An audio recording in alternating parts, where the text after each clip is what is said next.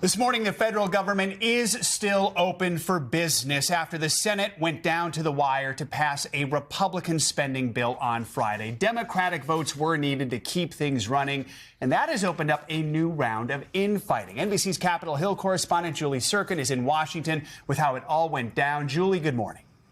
Yeah, hey, Joe, and it is a good morning because Americans are waking up to a government that is open and funded, well, at least for another few months, after 54 senators voted to ultimately pass the bill. It's the House Republican stopgap spending bill, known as a continuing resolution, or CR for short.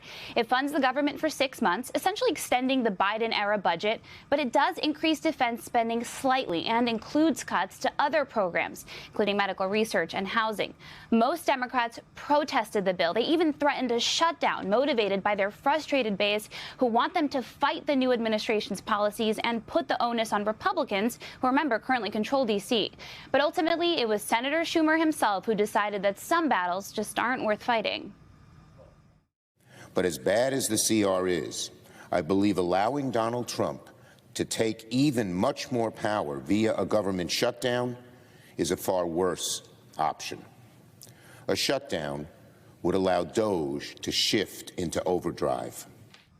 All right, to be clear, this is not how government funding should work. But these CRs and patchwork funding bills have become business as usual in an increasingly divided Washington, D.C.